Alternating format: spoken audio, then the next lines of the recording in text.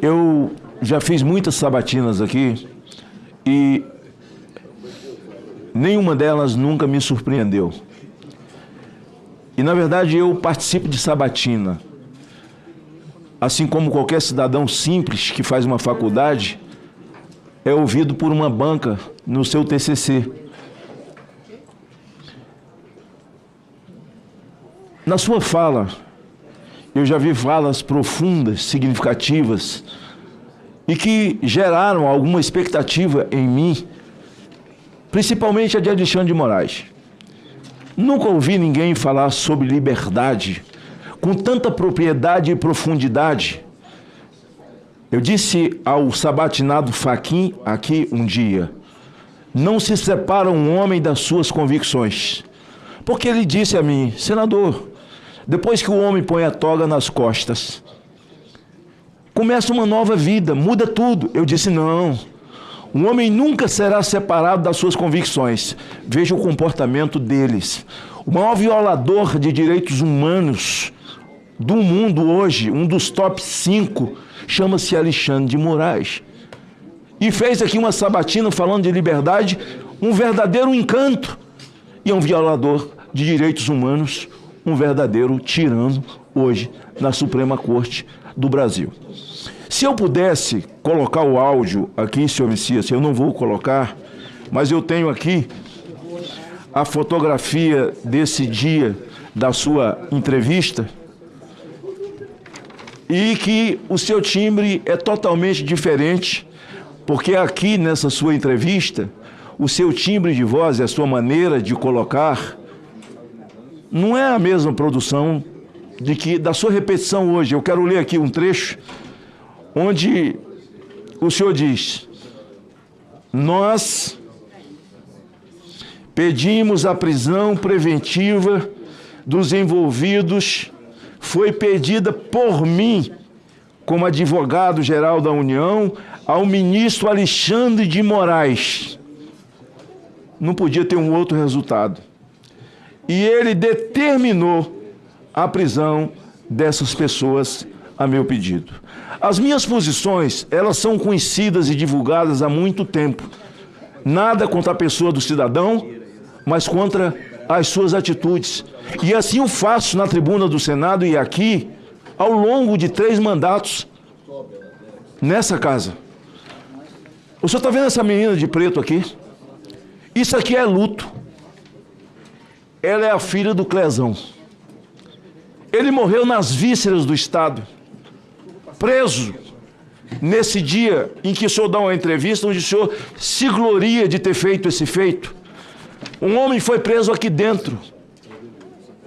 As suas respostas e as perguntas do senador Everton realmente mudam o meu roteiro.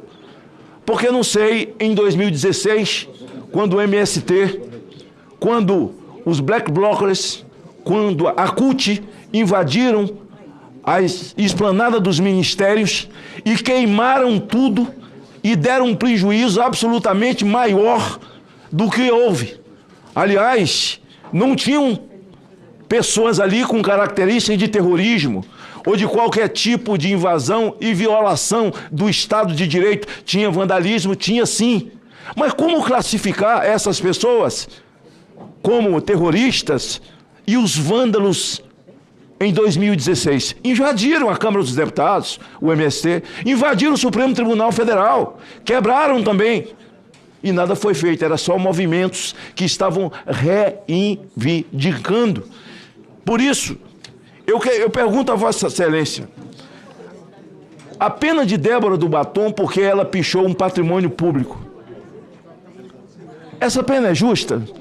O senhor no Supremo Tribunal Federal, numa condição de ministro, daria uma pena de 14 anos para uma mulher que escreveu uma frase do presidente da Suprema Corte? Cabe a um presidente de uma Suprema Corte olhar para o seu povo e chamá-los de mané? Perdeu, mané. Eu faço uma pergunta. Quem botou fogo na estátua de Borba Gato? Claro que não foi Vossa Excelência. Mas eles eram vândalos ou era só um movimento? Mas eles não foram presos. E Débora tem 2 crianças e está presa com pena de 14 anos. E escrevendo ali uma frase do presidente da Suprema Corte. Aqueles que estão presos e já julgados e com multas altíssimas, 14, 15, 17 anos, multas altíssimas, pessoas idosas. Eu visitei muitas vezes a colmeia, visitei muitas vezes a Papuda. Eu estive ali e exerci a minha fé, como Vossa Excelência diz que é a sua, orando por aquelas mulheres, com aqueles homens que lá estavam, doentes, gente com câncer. Onde é que existe golpe de Estado sem Forças Armadas, sem arma, sem coturno? Mas essas pessoas estão pagando até hoje por isso.